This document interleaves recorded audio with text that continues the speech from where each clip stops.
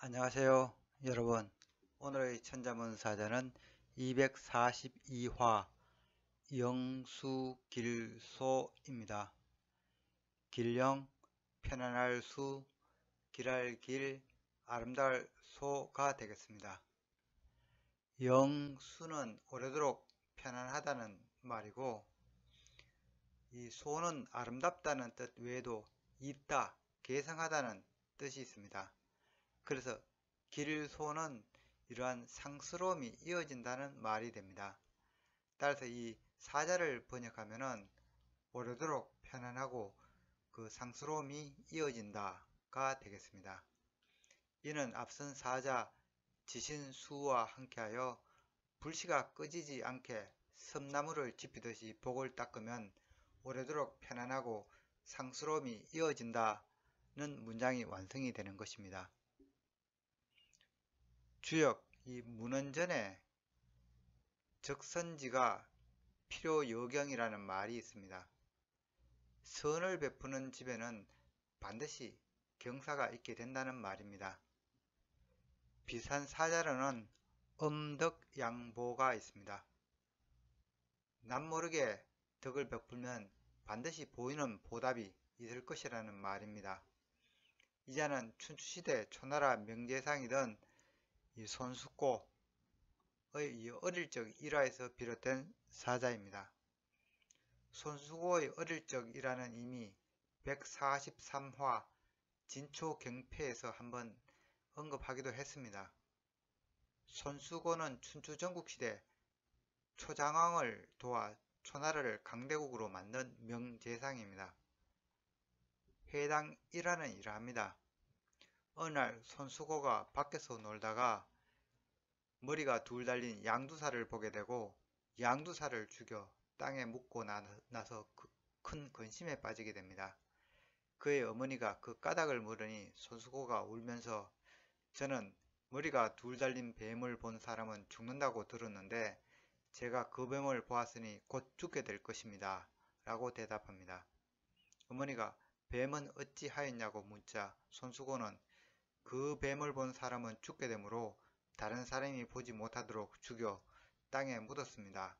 고 대답했습니다. 이 말을 들은 모친은 이렇게 말합니다.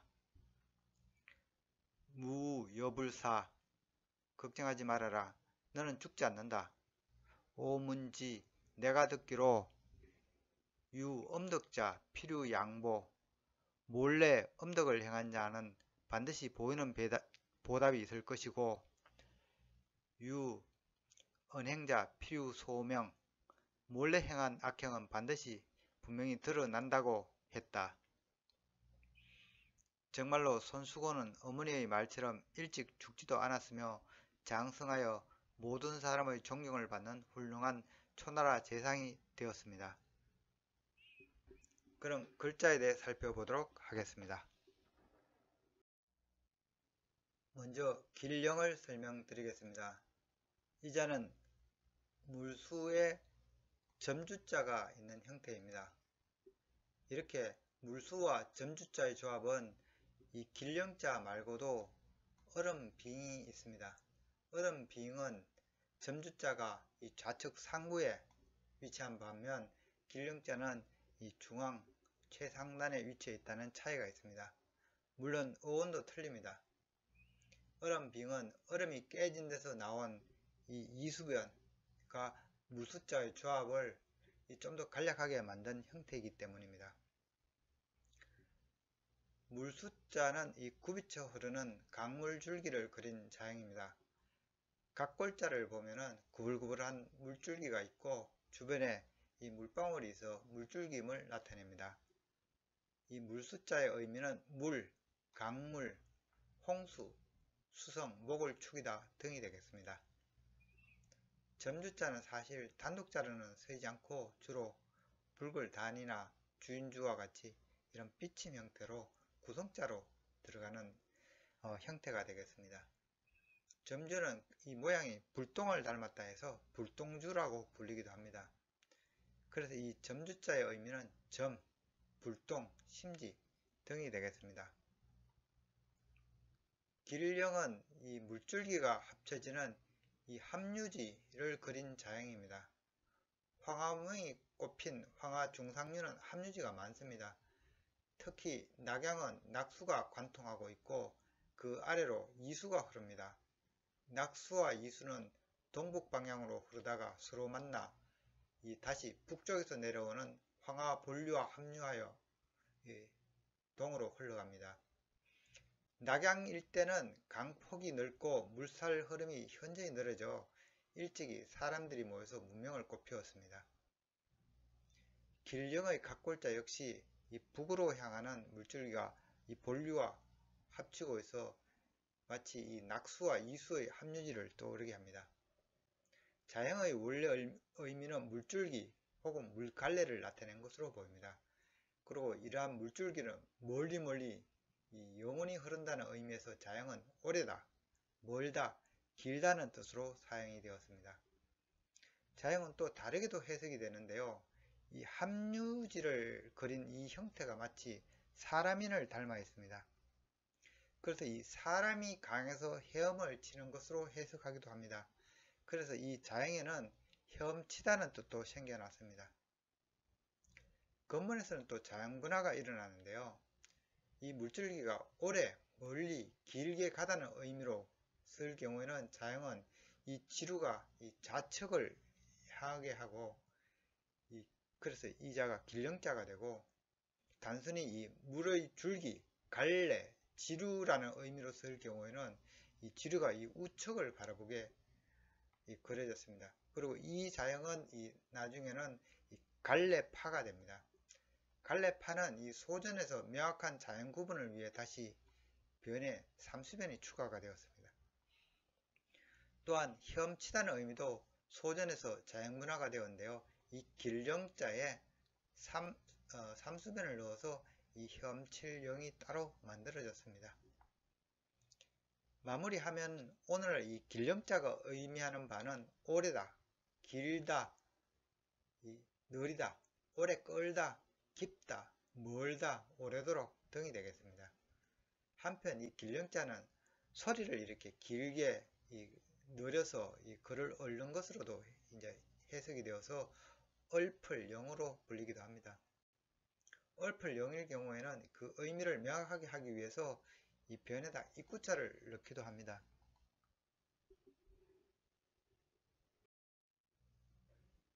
다음 자는 편안할 수입니다. 이 자는 실사변에 이 온당할 타가 있는 형태입니다. 실사는 섬유가닥을 꼬아 만든 이 상형문자라고 제가 일전에 말씀드렸죠.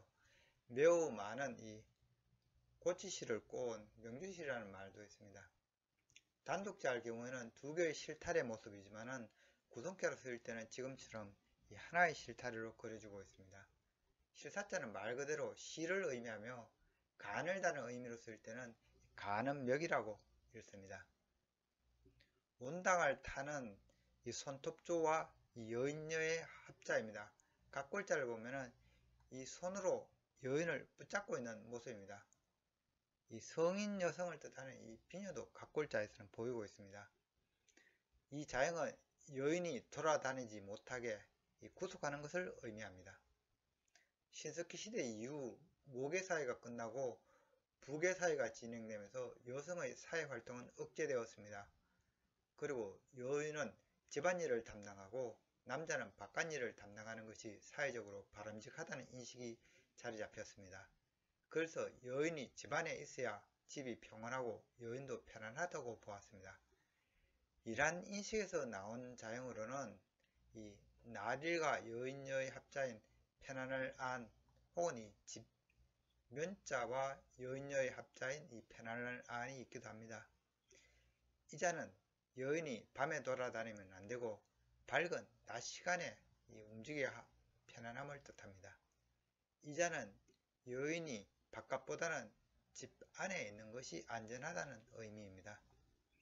이와 같이 온당할 타 등의 자형들은 이 여인의 사회적 활동을 억제한 이 남존여비 사상을 담고 있다 하겠는데요. 단순히 현재의 잣대로 이 과거를 책망하는 것은 섣불러 보이기도 합니다.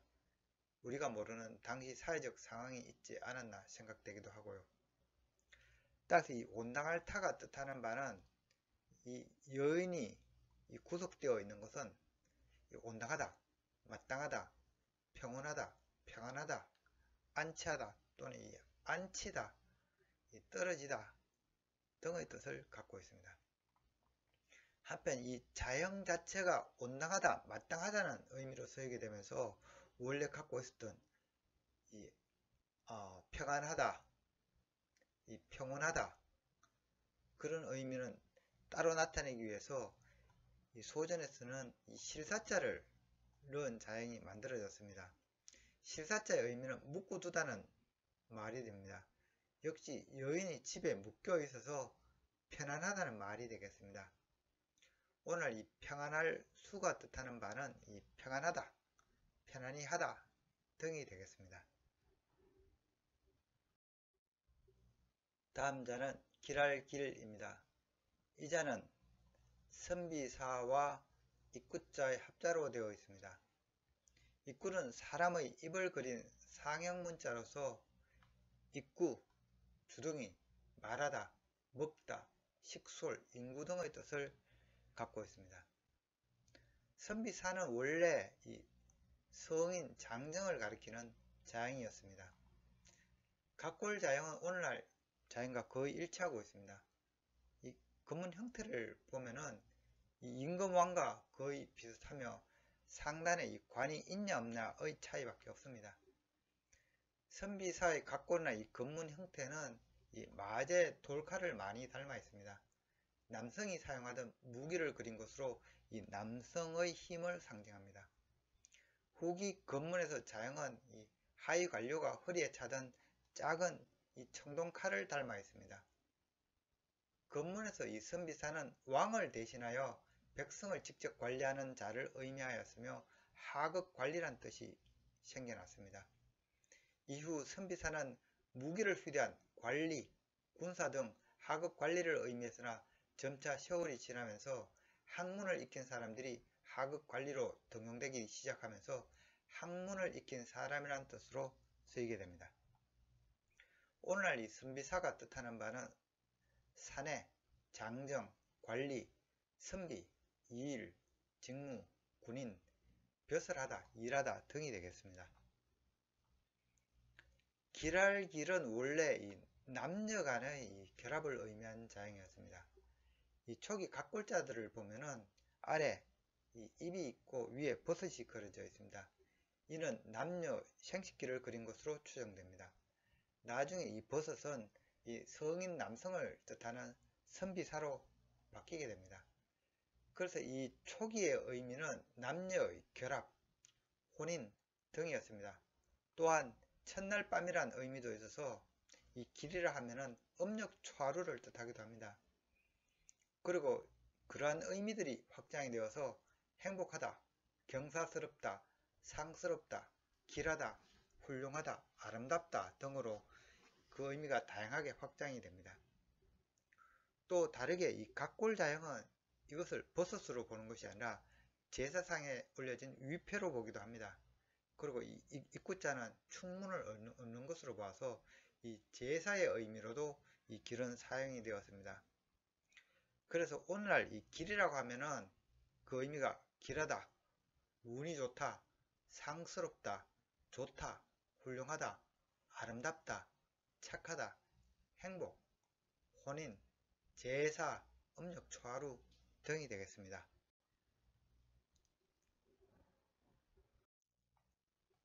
오늘의 마지막 자는 아름다울 소가 되겠습니다. 이 자는 소리엄과 부를 소의 합자입니다. 소리엄은 174마 영음 찰리에서 한번 소개했었고, 이 자는 이 설립과 나릴의 합자로 구성되어 있습니다. 설립자는 이 땅에 서 있는 사람을 그린 상형문자이며 나릴은 이 해를 그린 상형문자입니다. 그러나 사실 소리엄은 이 두 자와는 아무 관련이 없고 말씀은에서 분화한 자형이라고 예전에 말씀드린 바 있습니다. 말씀은은 입에서 소리가 나온 것을 나타낸 일종의 회의문자입니다. 각골자를 보면은 입구자가 있고 위에 가시를 뜻하는 매울신이 있습니다. 즉 가시에 찔려서 입에서 신음소리가 난다는 의미입니다. 그래서 이제는 사람의 입에서 나오는 소리, 말 등을 뜻하였습니다. 그런데 소리란 건 의미가 있는 말과 의미가 없는 음양 두 가지 뜻이 있습니다. 그래서 근문에서부터 의미가 있는 말을 뜻하는 이 말씀, 음과 단순히 음양을 뜻하는 소리음으로 이 자연분화가 일어납니다. 그래서 소리음은 이 입구자가 달감자로 변화가 되었습니다. 따라서 소리음은 이 아프다는 소리가 아니라 달콤한 소리를 의미합니다. 이런 즐거운 악기 소리 혹은 노래 가락을 암시한다고 볼 수 있습니다. 오늘날 소리음의 의미는 소리, 글 읽는 소리, 말, 언어, 음률, 음악 등이 되겠습니다. 불을 쏘는 이미 제가 226화 해약초양과 240화 회백환조에서 한 번씩 설명이 있었습니다. 불을 소의 각골자는 원래 제사상에서 죽은 혼백을 부른다는 의미를 그린 자형이었습니다. 두 손으로 이 칼도처 형태의 이 숟가락을 그릇에 꽂고 제사상에 올리는 모습입니다. 근문자형은 이 제사상에 이 술병과 과실 그리고 수저 등이 올려져 있음을 알 수 있습니다. 이후 소전자형에서 제사상은 단순히 이 밥공기에 숟가락을 꽂은 형태로 간략화되었습니다. 이 불을 소가 뜻하는 말은 부르다, 초래하다, 청하다, 알리다 등이 되겠습니다. 아름다울 소는 즐거운 소리를 뜻하는 이 소리음과 불을 소의 합자입니다. 이는 흥겨운 노래를 부르다, 흥겹게 연주하다는 의미로 볼 수 있습니다. 또 소는 이 제사를 지내다는 이 속뜻이 있어서 자형은 제에서 올리는 소리로 보아서 이 조상의 의를 계승하다는 의미를 갖고 있습니다. 그래서 오늘날 이 아름다울 소가 뜻하는 말은 아름답다, 예쁘다, 풍류 등의 뜻도 있고 있다, 계승하다는 뜻도 있습니다. 이상으로 오늘의 천자문사자 영수길소 즉 오래도록 편안하고 그 상스러움이 이어진다는 사자성어를 마치도록 하겠습니다. 현명한 선비는 사람을 사귈 때 그 사람이 지닌 부귀와 권력을 보지 않고 그가 쌓은 선행과 악행을 본다고 했습니다. 선행을 쌓으면 저절로 그 주변으로 복이 몰려올 것이고 악행을 쌓으면 그 업보가 주변에까지 나쁜 영향을 미치기 때문입니다. 전국시대 진날의 강력한 변법 개혁을 주도했고 부국 강병을 이룩한 상황은 지휘고하를 막론하고 엄격한 잣대를 내세워 변법을 강제했습니다. 특히 그는 변법을 어긴 태자와 그 사부에까지 모진 형벌을 내립니다. 상황이 진나라 재상이 된 지 10년 즈음에 조량이라는 현명한 선비가 있다는 소식을 듣고 그와 친교를 희망합니다. 그와의 대화는 이러합니다. 어유지 옛말에 이르기를 이 어는 보통 논어를 말합니다. 모은 화야 지언실야 꾸미는 말은 화려하고 지극한 말은 진실하다 했고 고언 양야 감은 질야 이 쓴말은 약이 되고 달콤한 말은 병이라 했습니다. 부자 과긍 종일 정은 상지양야 그대가 만일 종일 바른말을 해준다면 앙에게는 약이 될 것입니다. 앙장 사자 좌우 하사언 앙은 장차 당신을 숨기고자 하니 그대는 거듭하여 어찌 사양하십니까? 그러자 조량은 다음과 같이 말하며 그와의 친교를 거절하였습니다. 시왈 덕인자흥 실인자붕 시경에 이르기를 시는 시경을 말하죠. 인심을 얻는 자는 흥하고 인심을 잃는 자는 무너진다 했는데 차, 수사자, 비소의 덕이냐 이 몇 가지 일들은 인심을 얻는 것이 아니었습니다. 조량은 상황이 이미 인심을 잃었으니 나라에서 받은 봉지를 반환하고 시골로 은퇴할 것을 권하였으나 상황은 이 말을 결코 따르지 않았습니다. 이후 진 효공이 죽고 새로 태자가 즉위하게 되는데 해문왕입니다. 해문왕은 이 상황을 거열형으로 처형하였으며 그의 집안도 멸문되고 말았습니다. 옛말에 자손에게 물려주는 것은 이 녹이 아니라 복이라고 했습니다. 독자 여러분도 사는 동안 많은 덕을 쌓으시길 바랍니다. 지금까지 시청해 주셔서 감사합니다.